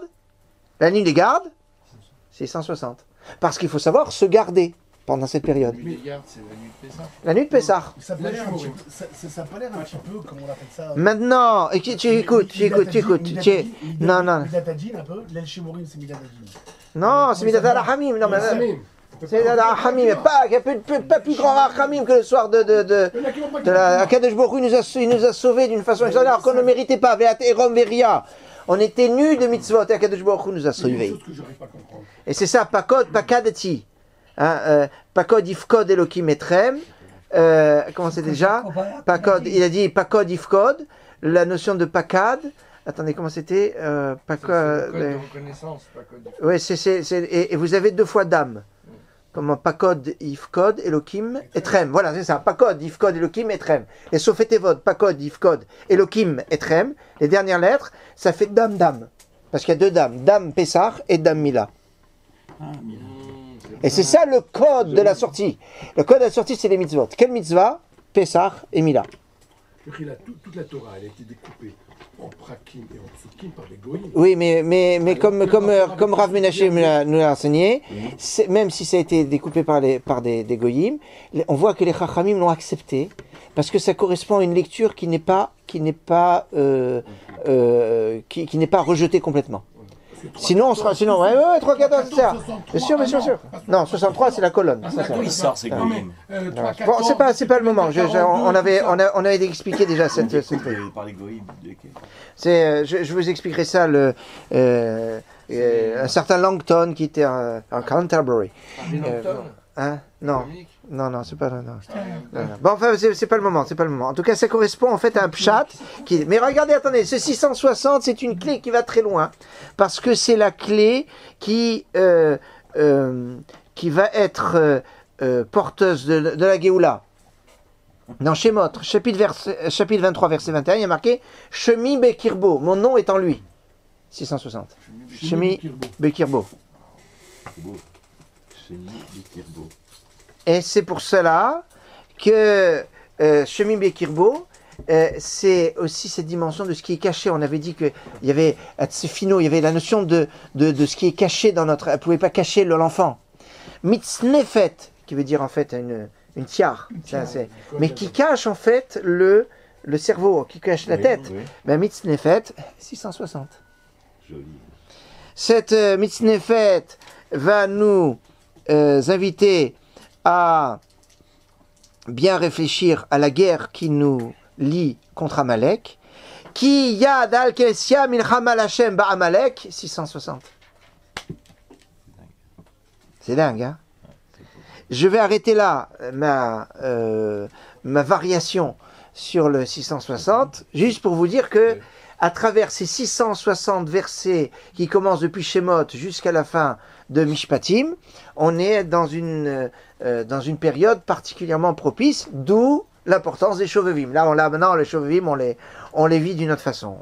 Cette période des Shovevim, on pourrait dire qu'elle est composée en fait en 3 temps. Donc là, pour l'instant, je vais vous donner une première lecture, et après je vais vous donner une deuxième lecture. Première lecture, c'est par rapport aux Shovevim. C'est, comme on l'a expliqué tout à l'heure, Ekie, Asher-Ekie, Ekie, Shlachan Yalechem. Donc on a vu que Ekie vient par 3. Les périodes des Shovevim, c'est 6 semaines, mais qui vont 2 par 2. Comment par 2 par 2. Shemot, Vaïra sont des parachutes qui se passent en Égypte. Il n'y a aucune mitzvah, ni dans Shemot, ni dans Vaïra. Tout se passe en Égypte, et c'est donc la préparation de la sortie, mais ça se passe dur, hein, c'est très difficile, c'est des parachutes très durs. Aucune mitzvah. Bo Béchalar sont des parachutes où il y a des mitzvot. 21 mitzvot. 21 mitzvot dans Bo et Béchalar. Tu prendras le Sefer HaChinuch et il va te donner l'ensemble des mitzvot qui se trouvent dans Bo et Béchalar. C'est très simple. Tu as la mitzvah de Chodesh Azelachem Rosh Chodashim, la mitzvah comment manger le Korban Pessah, etc. Tu as 21 mitzvot. Il y en a 21. D'accord. Après, je vais revenir sur la 21. Vous allez voir, je vais revenir après sur le cours de Rav Menashe. Et Yitro et Mishpatim, vous avez 70 mitzvot. On est dans Yitro Mishpatim, 70 mitzvot, qui sont composés en fait de Yitro, où il y en a 17, on l'a dit tout à l'heure, C'est normal parce que Yitro, c'est Matan Torah. Et Matan Torah, la Torah, c'est Tov. Qui les Kartov Natati Lachem. Je vous ai donné un bon aparte, une bonne part. Et cette part qui est bonne, c'est Tov. Tov, c'est 17. Mais ce 17 est en fait composé en 3 commandements positifs et 14 interdits. 3, 14. Puis, c'est tout à l'heure. Yitro. Dans Mishpatim, 53. Parce qu'il y a une différence, parce qu'il y a 70. Donc 53, pourquoi? Parce que la Torah a été donnée en 53 parachiotes, c'est le Gan. Pourquoi le Gan? Ça n'a aucun rapport avec l'assurance. Gan, parce que c'est 3 fois Nun. Gimel, Nun, c'est ça Gan. Ça, c'est tout un chiour qu'on verra une autre fois en rapport avec l'enseignement de Rav Menaché.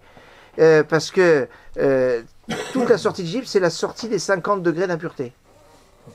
Ouais. Alors, parce qu'on on est parti sur tout un principe de 3, et qui a Sheriki et qui est Shlachan Yalechem. Donc il y a tout un Inyan. C'est ça, Satan. C'est quoi Satan? C'est les initiales de Nun, Sha'are Touma. C'est Megele Amukot, ça. Nun, Sha'are Touma, Reshetevot, Satan. Sha'are Touma. Megele Amukot, cité par Amenaché. Les portes de l'impureté. Les 50 portes de l'impureté. Alors maintenant que je vous ai expliqué cette petite chose mignonne, on va maintenant reprendre toute la structure du livre de Shemot. Attachez vos ceintures, je dirais. Alors regardez, vous avez, on a dit que fondamentalement, donc maintenant, ce que je vous ai expliqué, vous le laissez de côté, maintenant on prend une nouvelle approche sur l'infrastructure juridique de la Torah. Le livre de Shemot est un livre qui est organisé de la façon suivante. Vous avez 70 mitzvot dans Yitro et Mishpatim qui forment un petit peu le noyau dur parce que c'est la réception de la Torah. Donc 70 mitzvot. Vous avez avant 21 mitzvot et après 21 mitzvot. Ou après. C'est-à-dire 21 mitzvot dans Bo et Béchalach. 21 mitzvot. Oui, oui. C'est-à-dire dans Bo, et pour vous donner plus de détails, tu as 20 mitzvot dans Bo et une mitzvah dans Béchalach. Ça fait 21. Oui. Et dans Teruma, Tetzavé, Kitissa, Vayakel Pekoudé, 21 mitzvot. Je vais être honnête avec vous. Il faut que je retravaille ça avec le Rav Menaché parce que moi, d'après le Sefer Chinour, j'en ai trouvé 20. Donc il doit avoir, je veux dire, le compte des mitzvot, c'est pas gênant parce que de toutes les façons, il y a souvent des choses. Est-ce que ça on compte comme mitzvah, on compte pas comme mitzvah? Donc je lui fais confiance qu'il a les 21. Donc c'est juste qu'il faut que je l'affine. De Shemot et Vaïra, il y a 0 mitzvot. Shemot Vaïra. Donc ça veut dire en fait, ce que vous avez, en fait, l'instruction c'est. Il te manque 21, c'est ça que tu cherches? Oui, moi aussi. Il nous manque 21. Non, 21, 70, 21. Et pourquoi t'as dit non? C'est 0, 21, 70. Non, attends. Non, il n'y a pas 0. Non, regarde. Vous avez 70 au milieu, Yitro Mishpatim. Oui. Yitro Mishpatim, 70. C'est le noyau dur, au milieu. C'est Matan Torah. D'accord? Avant, tu as 21, après, tu as 21. D'où ça, c'est le dernier 21. Les derniers 21 sont entre les parachutes Teruma jusqu'à Pekoudé. Donc les dernières parachutes de Shemot, tu as 21 mitzvot. Teruma et Pekoudé. Teruma jusqu'à la fin. Dans Teruma, tu as une mitzvah, le Binyan Bet Hamikdash. Et tu en as 20 dans l'autre. Dans Teruma, dans Tetzavé, tu as 9 mitzvot. Dans Kitissa, tu as 7 mitzvot et après 3. Donc moi j'ai retrouvé 20. Dans ma. Quoi? Maintenant je comprends. Pour moi c'est la suite. Voilà. Ils nous en manqué 21. C'est tout ça, c'est le chemin. S'il y a 50 prakim dans Bereshit et on prend à partir 13 prakim dans Shemot, on arrive à Kadesh Likol Bechor, ça fait au 63e Pérec de la Torah. Oh, c'est pas mal. Donc le 63e Pérec de la Torah, c'est Kadesh Li. On a vu tout à l'heure la 60. Vous étiez là quand on a parlé de la 63e colonne. Voilà, donc, et donc, qui est la paracha? Alors c'est très bien parce que ça nous rajoute quelque chose, puisque Kadeshi, c'est un paracha des Tfilin, dans lequel il y a 21 fois le nom de Dieu. 3 fois 21. Et 3 fois 21, c'est ce qu'on a fait tout à l'heure, puisque la 63e colonne de la Torah, c'est là où il y a marqué qui a Sherakié, à la 21e ligne. 21e ligne en partant du haut, 21e ligne en partant du bas, puisqu'il y a 42 lignes dans chaque colonne. Donc ça c'était le début. Vous verrez sur ce. Alors maintenant. Accrochez-vous. Donc, non, enfin, on reste sympathique. On est donc 70, 21, 21. Alors maintenant, on est 70. Une petite chose comme ça. Vous en tirez quoi 21, 70, 21 Alors, c'est sur la structure, l'infrastructure de 21, c'est-à-dire. C'est équilibré. En sachant qu'au milieu, on a 70. 70, ça nous fait penser au. 70, c'est Aïn. Or, Aïn et Aïda, c'est qui les yeux de la communauté, c'est les juges. Or, on met justement les tefilines au milieu des yeux, en Bein Aïnecha. Donc, tefilin, tifilin, 21, c'est le nombre de noms de Dieu qu'il y a dans les tefilines. Au milieu, donc on est au milieu des yeux. Donc, en plus de ça, nombre premier, on n'avait pas un truc. Alors regardez, Shoftim, puisque les juges, hein, c'est les Shoftim. Oui. D'accord? Donc Mishpatim, Shoftim. Shoftim, ça nous fait combien? Shin 300 plus 9, 300. Pardon, 380. 389, 396, 400. 436. Pardon, c'est 9 ici.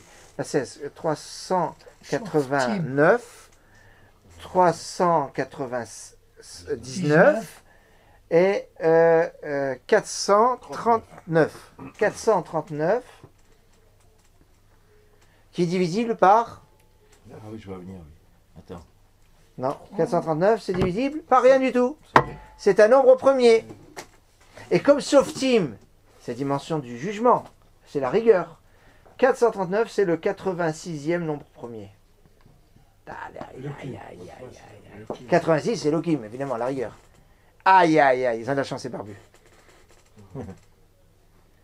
Maintenant, tout le livre de Shemot, c'est bon? Donc là, je vous montre une structure générale sur tout le livre. Maintenant, je vais conclure là, cette partie, donc, entre guillemets, cette partie de Shiur liée aux enseignements de Rav Menaché. 86, c'est le 86e nombre premier. 86 étant la valeur numérique du nom de Elohim, le Dieu de rigueur. La rigueur qui s'exprime chez les Shoftim, et Shoftim qui est le juge, qui exprime la rigueur. C'est logique, quoi. Bon, ça va. Bien sûr. Le juge, par définition, il exprime la rigueur. Ça existe.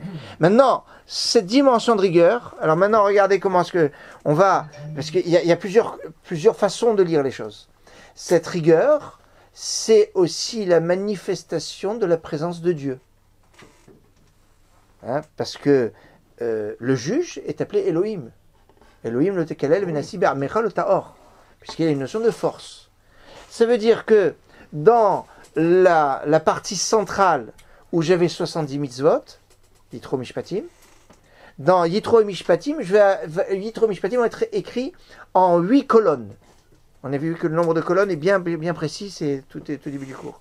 Donc, le milieu du livre de Shemot est écrit sur 8 colonnes. 8 qui est le dévoilement de la présence d'Hachem, Bayom Hashmini.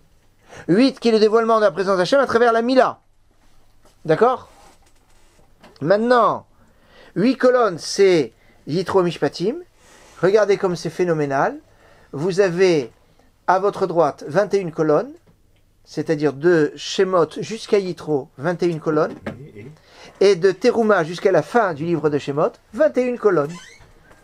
Le livre de Shemot est un livre qui nous permet de sortir des Nun Shar et Tuma'a, des 50 portes de l'impureté de la sortie d'Égypte, puisqu'on applique le livre de Shemot, le Sefer HaGeoula, le livre de la délivrance. Le livre de Shemot est écrit exactement en 50 colonnes. Pas une de plus, pas une de moins. Aïe, aïe, aïe, aïe, aïe. Au milieu, plus 21, plus 21, ça fait donc 50. C'est beau. C'est beau? Oh, c'est toujours Ménaché? Rav Menaché. Tout ça, c'est Rav Menaché. Ils ont de la chance, c'est barbu. On a eu de la chance d'être. Qu'est-ce qui t'a vacciné? C'est-à-dire, il y avait la neige dehors, donc. Je vais vous faire une confidence, mais comme ça, moi, je pense que c'est pas vous dévoiler un secret. On n'a pas bougé. Non, mais même mieux encore. Vous êtes en droit de connaître un petit peu des secrets. Je pense pas qu'il va m'en vouloir que je dévoile ce secret. C'est que jeudi soir, il devait faire une conférence à Ra'anana. Ah, il y a mon fils. Jeudi soir. Et donc, il a dit, je dois partir à Ra'anana. Dans la neige. Hein? Et c'était, alors, mais enfin bon, mais nous, à l'intérieur, on ne savait pas trop. Bon, on s'est dit, il y a la neige, bon, mais il a dit, il voulait absolument aller à Ra'anana. Comment il est allé là? Attends. Alors, sa femme lui a dit, mais tu vas pas aller à Ra'anana, c'est trop dangereux, c'est comme machin, etc. Ouais. Et tout. Et alors, je vous raconte un peu les secrets. C'est que ça a été une grande discussion. La journée de jeudi, est-ce qu'il allait partir le soir à Ra'anana? Lui, il voulait, il a dit non, mais les gens, ils m'attendent, etc. Et tout. Voilà. Et sa femme me dit, mais c'est trop dangereux, j'ai peur pour toi, etc. Et tout. Bien sûr.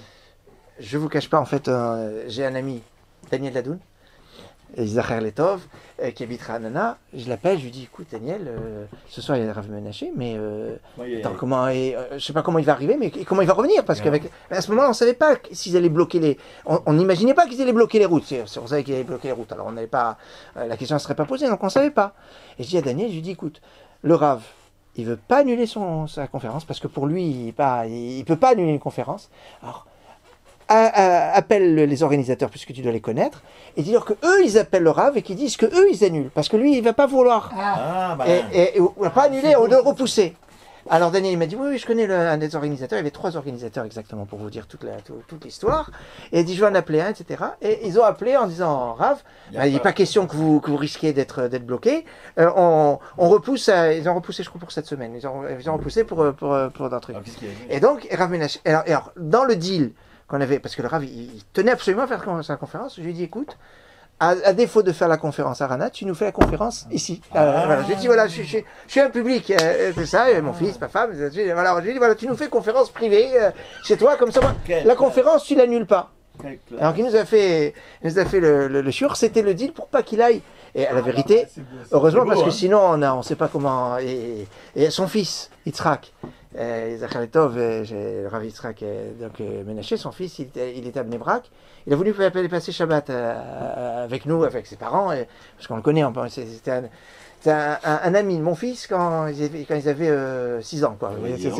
Alors, c'est bien ça, mon fils quand il avait pas, j'ai un petit qui s'appelle Lévi Yitzhak, mais Lévi Yitzhak n'était pas encore né quand il disait à mon fils, tiens un frère, il dit oui j'ai un frère, il s'appelle Yitzhak. Il habite où? Il habite en Israël. C'était parce que il y avait les parents, et bon avec Rav Menaché on est très proches, c'est proche. Alors qu'il parlait pas, mon fils parlait pas l'hébreu et l'autre il parlait pas français. Il comprenait un peu le français.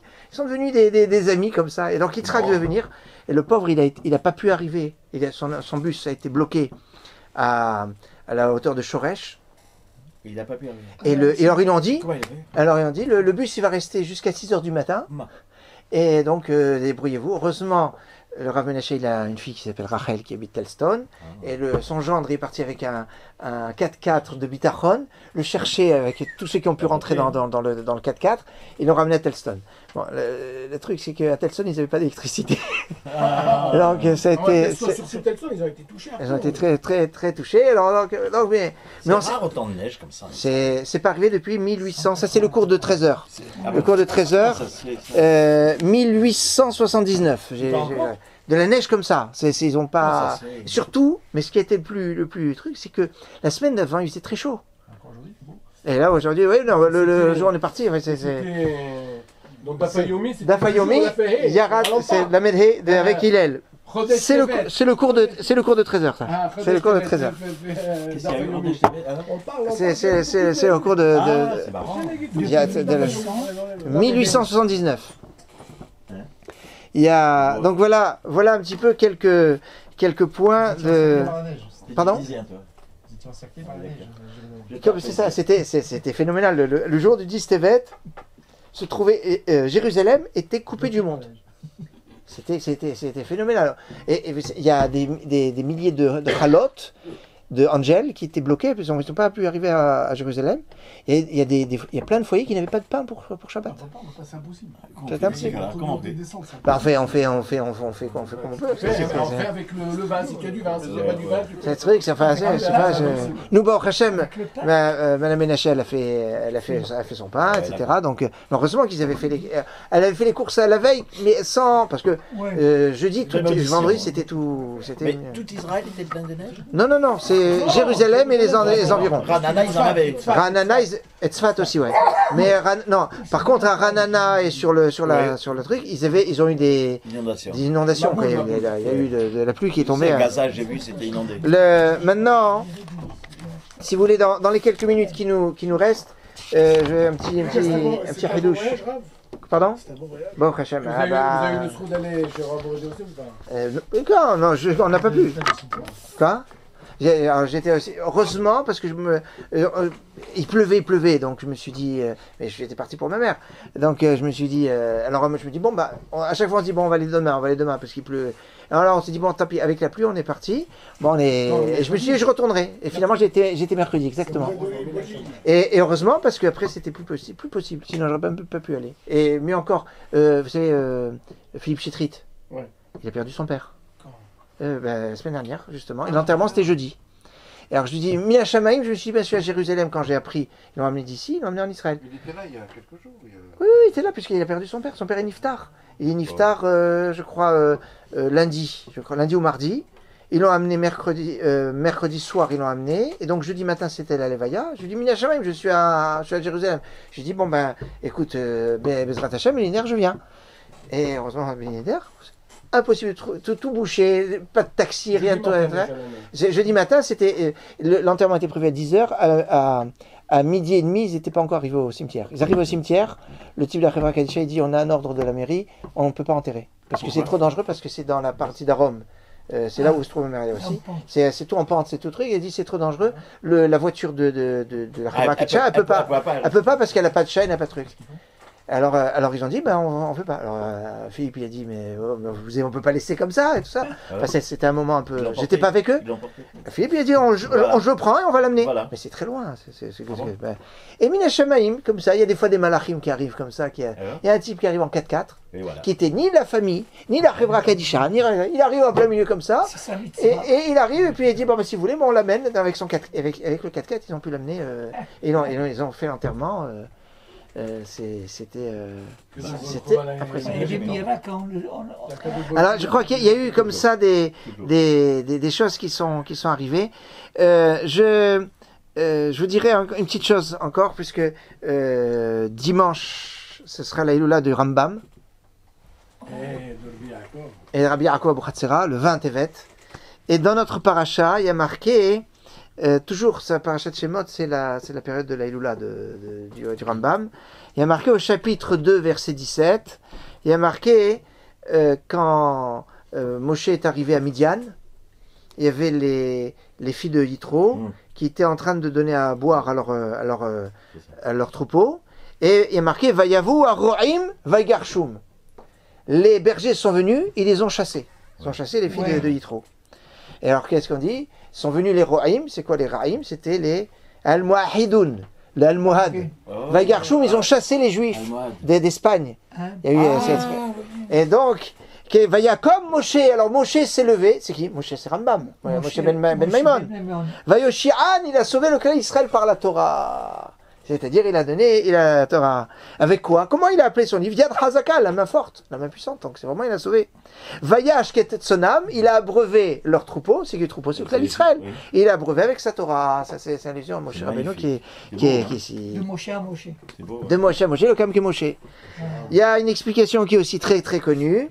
Puisque Moshe, Mitzri en Égypte, et le Rambam était en Égypte. Or, les filles de Yitro, ils disent Ish Mitzri Tzilanu Miadarim. Un homme égyptien nous a sauvés des bergers. Alors, à cause de ça, certains disent c'est pour ça que Moshe Rabbeinu n'a pas pu être enterré en Israël, parce qu'on appelait Ish Mitzri, alors que Yosef, il marqué Ishivri, on amenait un hébreu qui venait, la femme de Poutifar, elle avait dit un homme hébreu, donc lui il a été enterré en Eretz Israël, mais Moshe n'a pas su Ish Mitzri. Mais comment Ish Mitzri? Ils n'ont pas reconnu que c'était un Ben Israël. Il avait une Kedusha, Moshe Rabbeinu, on va le prendre pour un Égyptien. Eh non, c'est quoi Ish Mitzri?